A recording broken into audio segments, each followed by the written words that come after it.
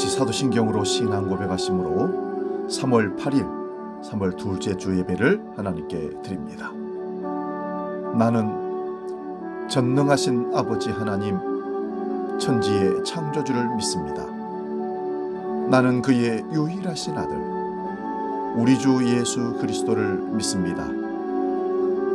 그는 성령으로 잉태되어 동정녀 마리아에게서 나시고 본디오 빌라도에게 고난을 받아 십자가에 못 박혀 죽으시고 장사된 지 사흘 만에 죽은 자 가운데서 다시 살아나셨으며 하늘에 오르시어 전능하신 아버지 하나님 우편에 앉아 계시다가 거기로부터 살아있는 자와 죽은 자를 심판하러 오십니다. 나는 성령을 믿으며 거룩한 공교회와 성도의 교제와 죄를 용서받는 것과 몸의 부활과 영생을 믿습니다.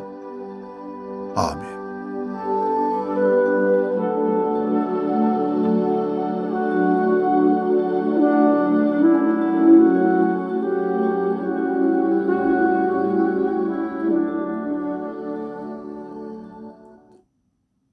찬송가 438장 내 영혼이 은총 입어 함께 찬송합니다.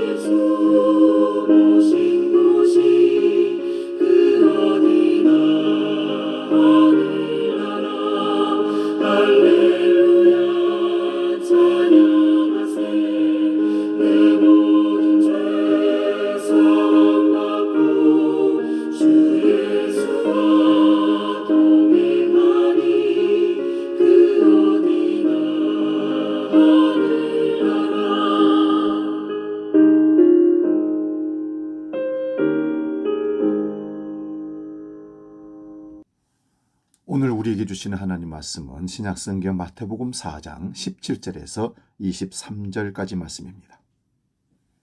신약성경 6면에 있습니다.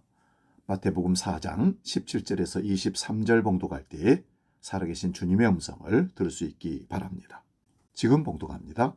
이때부터 예수께서 비로소 전파하여 이르시되 회개하라 천국이 가까이 왔느니라 하시더라.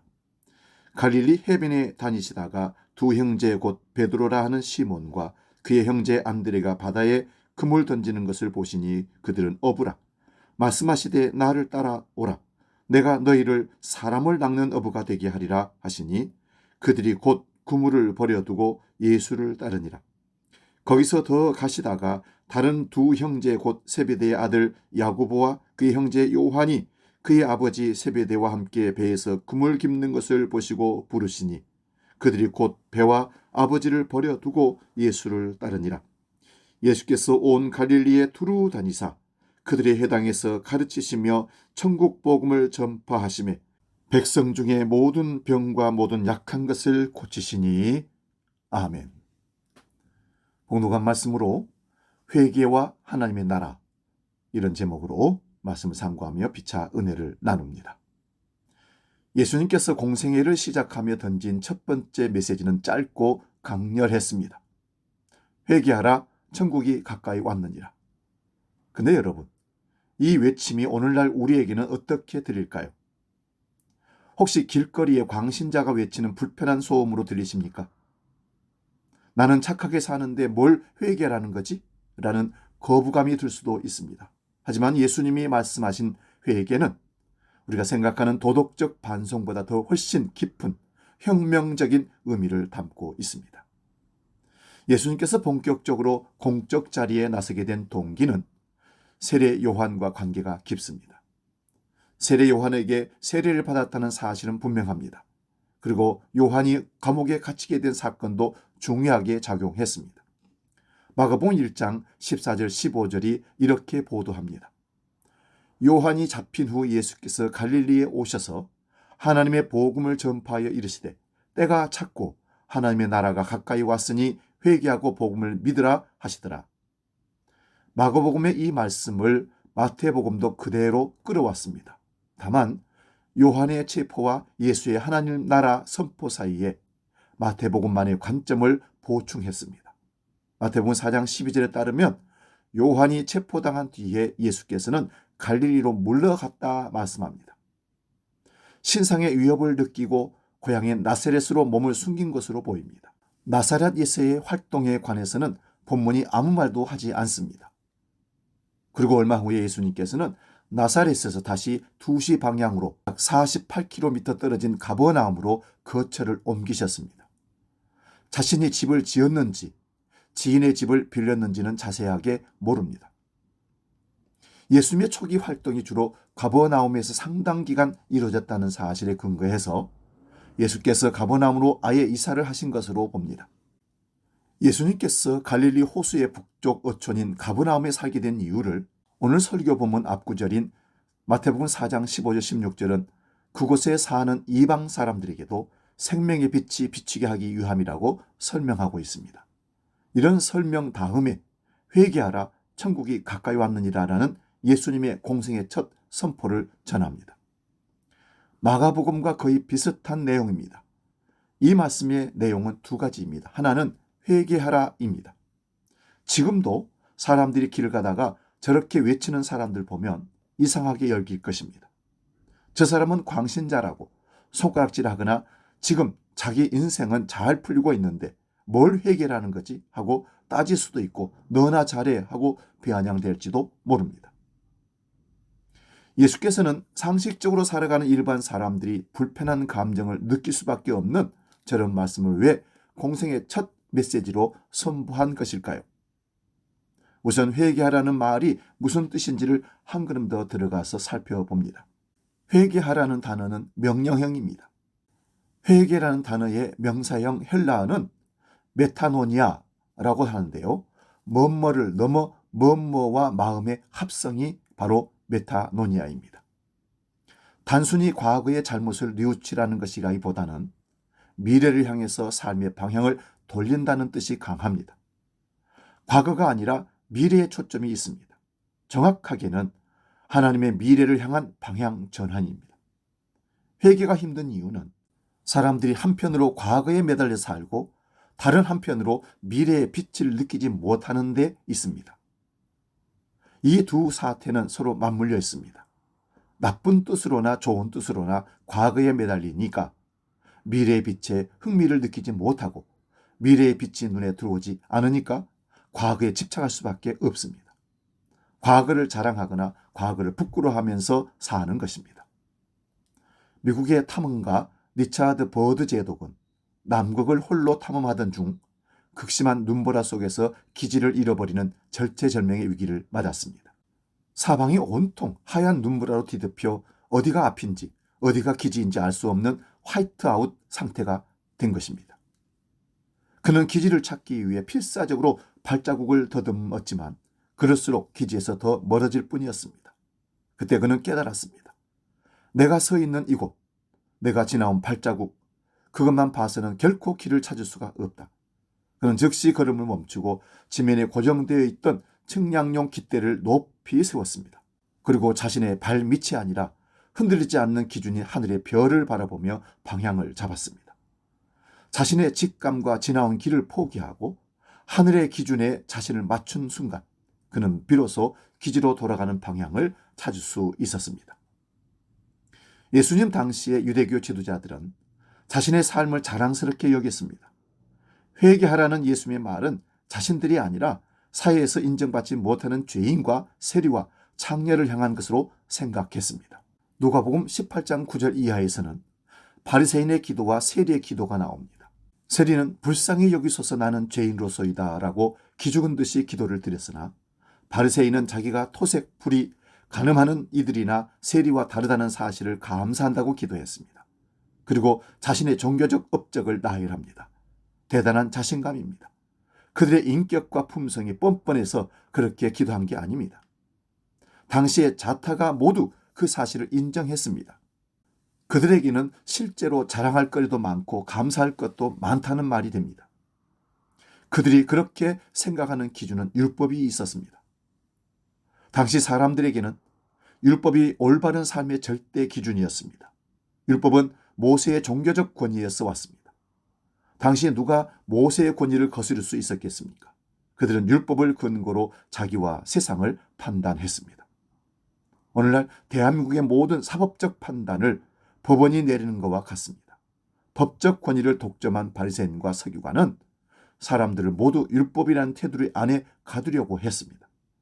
율법이 그들에게는 기득권이었기에 그걸 놓을 수가 없었던 것입니다. 그것을 놓으면 자기 삶 자체가 부정된다고 생각하니까 그렇습니다. 그래서 회개가 힘든 겁니다. 물론 율법은 인간 사이에서 폐기될 수 없습니다. 의무적으로라도 도덕과 윤리를 실천할 수 있게 하는 규범이니까 그렇습니다. 그러나 일반적으로는 그게 사람들에게 무거운 짐이 됩니다. 특히 생활이 어려운 사람들에게 그렇습니다. 예를 들어서 일용직 노동자들이 어떻게 기도 시간을 지킬 수가 있겠습니까? 먹을거리도 골라서 먹어야 하고 11조를 바쳐야 합니다. 형편이 어려운 사람들은 이런 일을 감당하기가 어렵습니다. 그래서 그들은 늘 율법 앞에서 주눅이 들었습니다. 그런 사람들을 향해서 예수께서 수고하고 무거운 짐을 진 자들아 하고 외쳤던 것입니다. 마태복음 11장 28절입니다. 수고하고 무거운 짐 진 자들아 다 내게로 오라 내가 너희를 쉬게 하리라. 예수님은 사람을 율법으로 판단하지 않는다는 뜻입니다. 율법에서 자유를 얻게 한다고 말입니다. 그래서 복음이라고 하는 것입니다. 그러나 일반적으로는 율법이 어디서나 아주 강력하게 작동하기에 거기서 돌아서는 회개는 혁명적인 변화가 없이는 불가능합니다. 오늘날도 마찬가지입니다. 단적인 예로 수능 제도를 한번 보시기 바랍니다. 10대 중고등학생들이 모조리 수능에 매달린다고 해도 과언이 아닙니다.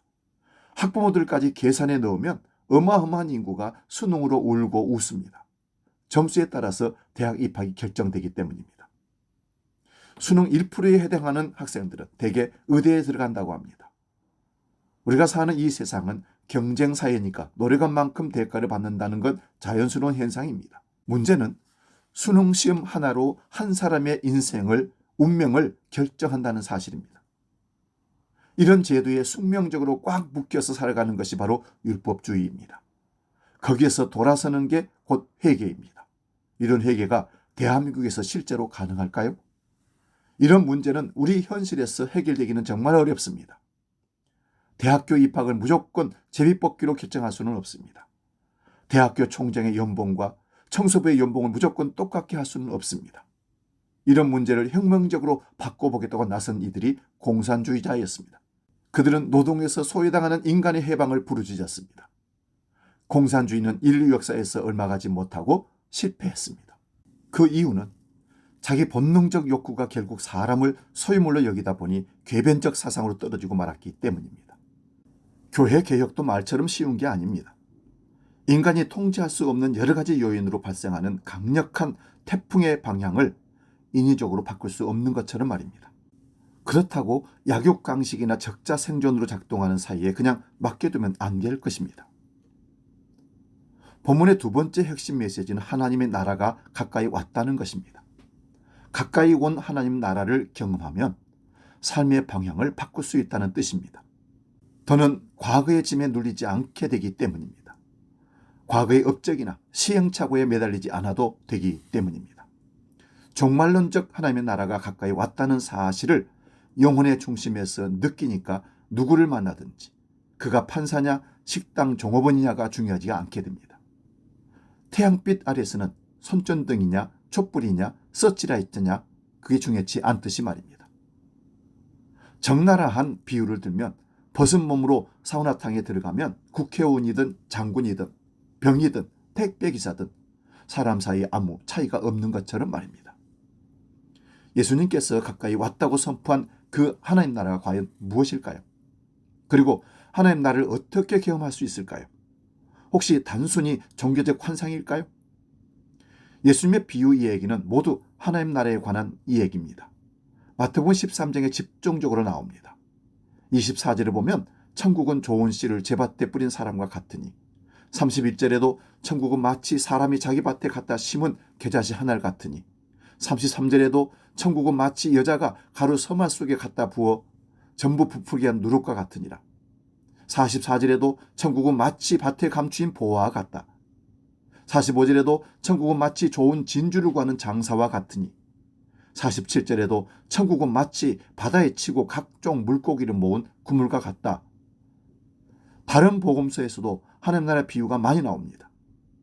하나님 나라 비유에서 몇 가지 특징을 발견할 수가 있습니다. 첫째는 하나님의 나라는 소소한 일상에서 경험된다는 것입니다. 민족이나 인류를 구하는 영웅이 되거나 노벨상을 타야만 하는 게 아닙니다. 수능 만점자가 되는 게 아닙니다. 비유의 소재는 씨와 파종과 발효와 그물입니다. 아침 햇살, 겨울철 밤하늘, 나뭇가지에 앉은 까치, 밥하는 그릇이나 빵이나 커피입니다. 거기서 전율을 느낍니다.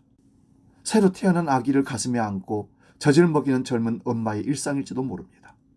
낮과 밤이 교차하는 저녁 무렵에 하늘을 보거나 숲을 거니면서 놀러와는 어떤 사람에게도 그런 경험이 주어집니다. 중요한 점은 이런 일상 경험에는 큰 돈이 들어가지 않는다는 사실입니다. 아무도 이런 일상에서 거부되는 사람은 없습니다. 그래서 예수께서는 누가복음 17장 21절에서 하나님 나라가 언제 오냐고 묻는 바리새인들에게 여기 있다 저기 있다고도 못하리니 하나님의 나라는 너희 안에 있느니라 말씀하셨습니다. 문제는 사람들이 이 사실을 눈치채지 못하는 데 있습니다. 두 번째, 하나님의 나라는 일상에 은폐되어 있습니다. 마태복음 13장 44절에서 천국은 밭에 묻힌 보화와 같다 말합니다. 밭에 묻혀 있기에 그냥은 보이지 않습니다. 밭을 갈다가 우연히 발견할 수 있습니다. 다른 비유도 은폐성을 가리킵니다. 사실은 성경을 읽을 때도 이런 일이 일어납니다. 이전에 읽을 때는 몰랐는데 다시 읽으니까 새로운 경험이 주어지는 것 말입니다. 매일 똑같이 먹는 밥이지만 어느 순간에 밥 먹는 행위가 기적 같다는 사실이 감동적으로 경험되기도 합니다. 일상에 하나님 나라가 은폐되었다는 증거입니다. 그것을 평생에 걸쳐서 구도적으로 찾아가는 이들이 바로 영성가들이고 예술가이며 시인이고 궁극적으로 그 모든 비밀의 근원이라 할 하나님을 찾고 믿는 우리 그리스도인들입니다. 셋째는 하나님의 나라는 우리에게 일상의 기쁨을 허락합니다. 밭에 감추인 보화를 발견한 사람은 마태복음 13장 44절에 기뻤다라고 고백합니다. 기쁨으로 자기 재산을 다 처분하여 그 밭을 손에 넣었습니다. 누가복음 15장에 나오는 비유 세 가지도 기쁨이 주제입니다. 길 잃은 한 마리 양을 찾은 목자는 이웃을 불러서 잔치를 열고 기뻐했습니다. 등불을 켜고 어두운 방 안을 샅샅이 뒤져서 잃어버린 드라크마를 찾은 여자도 이웃을 불러서 함께 기뻐했습니다. 가출했던 둘째 아들이 돌아왔을 때 잔치를 벌인 아버지에게 불평을 쏟아낸 큰 아들에게 아버지는 이렇게 말합니다. 누가복음 15장 32절입니다. 이 내 동생은 죽었다가 살아났으며 내가 잃었다가 얻었기로 우리가 즐거워하고 기뻐하는 것이 마땅하니라. 복음서에서 하나님의 나라는 늘 함께 먹고 마시는 축제로 그려집니다. 기쁨 충만의 일상입니다. 이것이 오늘 우리 삶에서도 가능할까요? 어떻게 가능할까요? 수능 점수와 연봉으로만 사람을 평가하는 세상에서는 일상에 은폐된 하나님 나라와 그 기쁨에 집중하면서 살기가 어렵습니다. 예수님 당시의 바리새인과 서기관에게서 보듯이 아무리 노력해도 영혼이 허전하니까 남에게 보이려고 각종 종교 행위에 더 열중합니다. 이런 신앙생활을 가리켜서 예수님께서는 회칠한 무덤이라고 위선자들이라고 선포하셨습니다. 그런 말을 들어도 그들은 영적인 아픔을 느끼지 못했습니다. 하나님 나라를 실감할 수 없으니 어쩌겠습니까? 예수님께서 가까이 왔다고 선포한 하나님 나라를 향해서 회개할 수 있는 구체적인 요령이나 방법을 제가 제시할 수는 없습니다. 2000년 전 바울이 고린도 지역에 사는 그리스도인들에게 전한 말씀이 저와 여러분에게 나침반이 되지 않을까 생각합니다. 고린도전서 2장 2절입니다. 내가 너희 중에서 예수 그리스도와 그가 십자가에 못 박히신 것 외에는 아무것도 알지 아니하기로 작정하였습니다. 이런 말씀을 들으면 바울이 종교적인 열광주의자처럼 보입니다. 그렇지 않습니다. 바울은 유대 전통과 그리스 로마 철학 및 문학의 전문 식견이 있는 사람이었습니다. 그는 그런 광범위한 전문 식견으로는 진리에 이를 수 없다는 사실을 분명하게 알고 있습니다. 사람이 아무리 박학다식해도 세상의 모든 학문과 지식을 다 아는 것이 아닙니다. 첨단 인공지능도 다 모릅니다. 안다고 해도 별것 없습니다. 바울은 예수님의 십자가를 통해서만 궁극적인 진리에 들어갈 수 있었습니다. 예수 그리스도의 운명과 하나 되는 것이야말로 하나님께 의롭다는 인정받을 수 있는 유일한 길이기 때문입니다. 이것이 맞는 말일까요? 예수님이 십자가에 못 박혔다는 사실에 영혼의 무게를 두는 사람은 자신이 십자가 죽음과 비슷한 운명에 떨어져도 절망하지 않습니다. 그런 미래를 두려워하지 않습니다. 잠시 두려워할지는 몰라도 곧 떨어지고 일어납니다. 하나님이 보이지 않아도 바로 그 자리에서 예수 그리스도와 함께 한다는 사실을 알기 때문입니다. 이것이 바로 임마누엘 신앙입니다. 그런 신앙에 눈을 뜨면 일상에 은폐된 하나님 나라를 향해서 삶의 방향을 돌립니다. 회개가 일어난다는 것입니다. 세상을 두려워하지 않고 부러워하지도 않습니다. 주어진 일상 안에서 충만한 기쁨을 누리며 삽니다. 사랑하는 여러분, 회개하십시오. 하나님 나라가 저와 여러분 곁에 이미 와 있습니다. 이 시간 복음 찬양, 정결한 마음 주시옵소서 찬양하고 기도하고 마치겠습니다.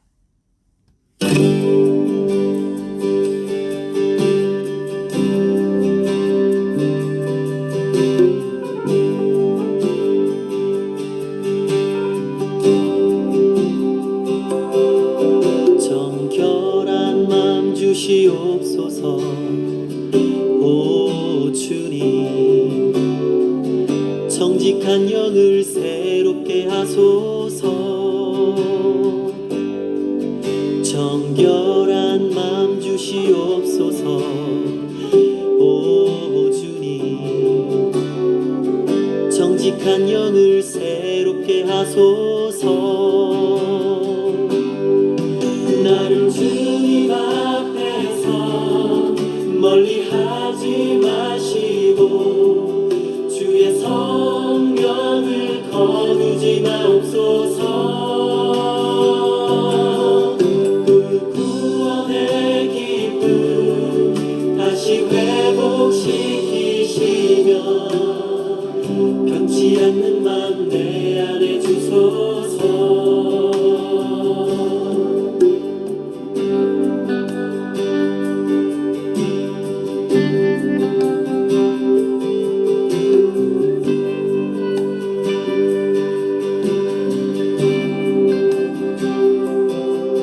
정결한 맘 주시옵소서.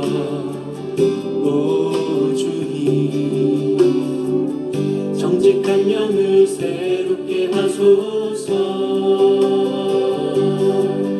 정결한 맘 주시옵소서. 오 주님, 정직한 영을 새롭게 하소서.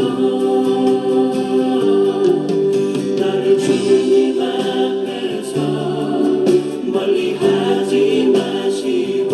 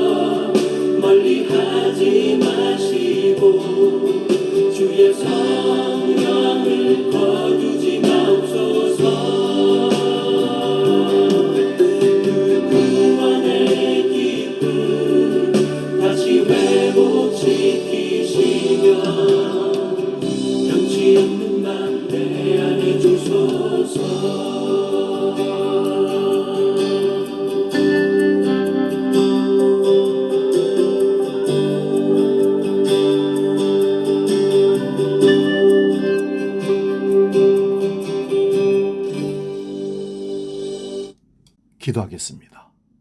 생명의 주님, 과거의 잘못이나 헛된 성취에 매달려 정작 다가온 하나님 나라의 빛을 보지 못했던 저의 눈을 열어주시옵소서. 회개는 단순한 뉘우침을 넘어 삶의 방향을 주님께로 돌리는 결단임을 깨닫고 세상의 기준이 아니라 하나님 말씀의 기준으로 바라보게 하여 주옵소서. 성적과 소유로 사람의 가치를 매기는 이 시대의 율법주의에서 벗어나 주님이 거저 주시는 복음의 자유를 누리게 하여 주옵소서. 우리 일상의 소소한 순간마다 은폐되어 있는 하나님 나라를 발견하게 하시며 주님과 함께 먹고 마시는 잔치의 기쁨을 회복시켜 주옵소서. 오직 예수 그리스도와 그의 십자가 외에는 아무것도 알지 않기로 작정하오니 어떤 형편에서도 임마누엘의 확신으로 흔들리지 않게 하여 주옵소서. 이미 우리 곁에 와 있는 하나님 나라를 믿음으로 취하게 하시어 세상을 불허하기보다 주님이 주시는 생명을 축제처럼 살게 하여 주옵소서. 이제는 길이요 진리요 생명이시며 하나님 나라를 이 땅에 가지고 오신 우리 주 예수 그리스도의 은혜와 아버지 하나님의 크고 놀라우신 사랑과 성령님의 내주 충만 함께 하시는 은총의 역사가 이제로부터 영원히 우리와 함께 하시기를 간절히 축원하옵나이다. 아멘.